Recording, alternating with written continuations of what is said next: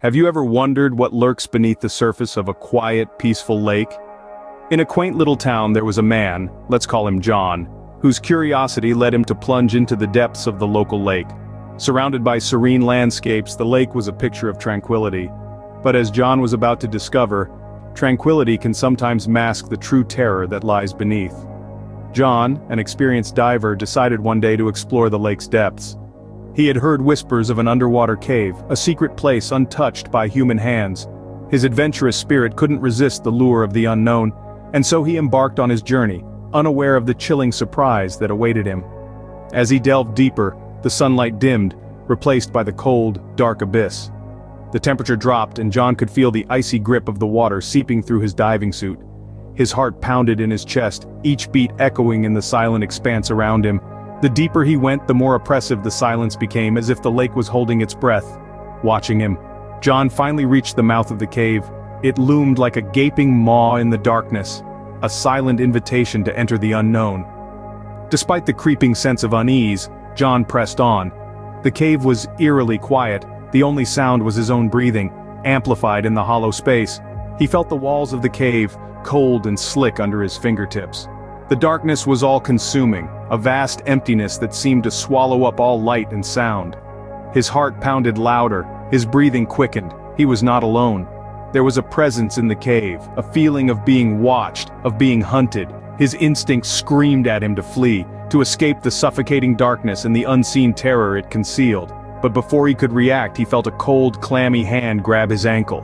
Just when he thought he was alone, he felt a cold, clammy hand grab his ankle. Imagine feeling an unseen presence in your own home, a presence that doesn't belong, a sense of unease that creeps up your spine, prickling at your senses, disturbing the tranquility of your domestic haven. This is exactly what a certain family experienced after moving into their new home.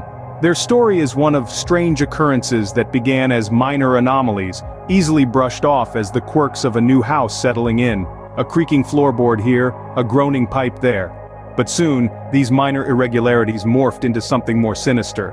At night they would hear mysterious sounds, vague and distant, like whispers carried on the wind. These were not the usual nocturnal sounds of a house, but something else, something alien. It was as if the very walls of the house were speaking in a language only they understood, and their message was one of unease. Objects in the house seemed to have a life of their own. A cup would move from its place on the table, a book would fall from a shelf with no one near. It was as if an unseen hand was at play, a hand that left no trace of its existence except for the displaced objects. But the most chilling phenomenon was the whispers. The family would hear their names being called, a soft whisper that seemed to come from nowhere and everywhere at once. The voice was unfamiliar, yet it spoke their names with an intimacy that only a close friend or family member would use. The whisper was not threatening, but it was not comforting either. It was an anomaly that defied explanation. With each passing day, the family's fear grew. The house, once a symbol of their new beginning, had become a source of dread. They felt watched, followed, haunted by an unseen guest who was always there yet never seen. And then, one night, they heard a voice whisper their names. A voice that was not theirs, a voice that did not belong. The unseen guest had finally made its presence known, and the terror that filled their hearts was as palpable as the darkness that enveloped their house. What if your usual mundane drive home turned into a journey straight out of a horror movie? That's exactly what happened to one woman on a late-night drive that she would never forget. Our tale begins on a cold and eerie night. The woman, let's call her Jane, was driving home after a long day at work. Her route took her down a deserted road, flanked by dense, looming forests that seemed to consume the faint glow of the moon. The only light came from the street lamps, their flickering glow casting long, dancing shadows that seemed to take on a life of their own. As Jane drove, the radio filled the silence with soft music that was abruptly cut off by static.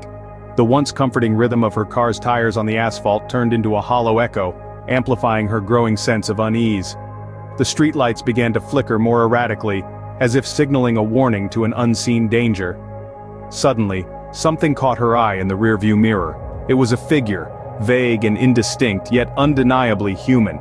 She blinked, thinking her mind was playing tricks on her, but when she looked again, the figure was closer.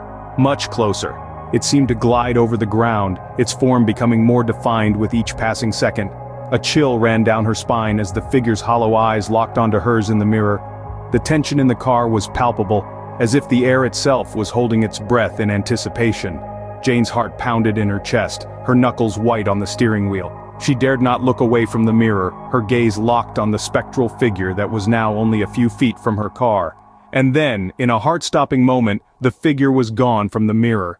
Jane let out a breath she didn't know she'd been holding, relief washing over her. But that relief was short-lived. She screamed as the figure suddenly appeared in front of her car. Have you ever experienced a nightmare so terrifying that it seemed real? Picture this. A man, ordinary in every sense, starts to experience his nightmares in the waking world. They weren't your run-of-the-mill garden-variety nightmares either. Oh no, these were the stuff of pure, unadulterated horror. Creatures so ghastly and grotesque that even a seasoned horror enthusiast would shudder at the mere thought of them. These weren't just fleeting apparitions that would disappear as soon as he blinked. They lingered on, weaving in and out of his everyday life, their ghastly forms as tangible as the fear they invoked. He would see them in the corner of his eye, lurking in the shadows, their monstrous forms twisted into cruel caricatures of reality. The line between his dreams and his waking life blurred, and he found himself trapped in a never-ending cycle of terror. He tried everything to escape this living nightmare. He sought help from psychologists, neurologists, even spiritual healers, but to no avail. Each attempt to rid himself of these nightmarish creatures only seemed to make them more real, more present. They grew bolder, more aggressive, their presence an ever-looming specter that overshadowed his every waking moment. His life became a continuous struggle, a battle against unseen forces that threatened to consume him. He fought back, with every ounce of courage he could muster, trying to reclaim his reality from the monstrous intruders. He was no longer just a man, but a warrior in a battle against his own mind, a battle that seemed to have no end in sight. The terror was relentless, the fear palpable. It was as if he was a character in a horror movie, but there was no director to yell cut, no audience to applaud his performance. It was a solitary struggle, a private nightmare that threatened to engulf him completely. He woke up one day, only to find himself trapped in his own nightmare. And that, dear listeners, is the terrifying tale of a man whose nightmares came to life. A chilling reminder that sometimes the monsters we fear the most are the ones we create ourselves. These stories remind us that fear can strike at any time, in any place. The unknown below that lurks in the darkest corners of our world. The unseen guest that invades our comfort zones, the haunted road that twists and turns with unseen threats, and the nightmares that come alive, shaking us from our slumber. Each of these tales has drenched us in a cold sweat, made our hearts pound in our chests, and left us wide-eyed in the dead of night. Every story we've delved into today has been a journey into the heart of fear itself, a voyage sailing on seas of suspense and uncertainty. From the depths of the unknown, where chilling entities reside, to the sudden presence of an uninvited guest, every tale has been a stark reminder of the unpredictability of horror. These are not just tales spun from the threads of imagination, no, these are real stories breathed into life by those who have experienced them, and they serve to remind us that the realm of horror is not confined to pages of a book or the frames of a movie. It's out there, in the world we live in the shadows we pass by, in the corners we seldom look into.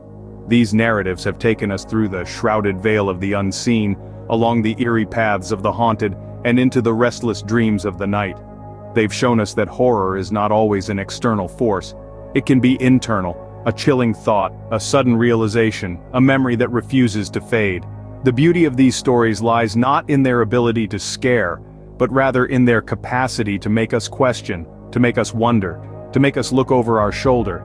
They invite us to explore the unexplored, to question the unquestioned, and to fear the unfathomable. So the next time you feel a chill run down your spine, or the hair on the back of your neck stand up, remember, you might not be alone.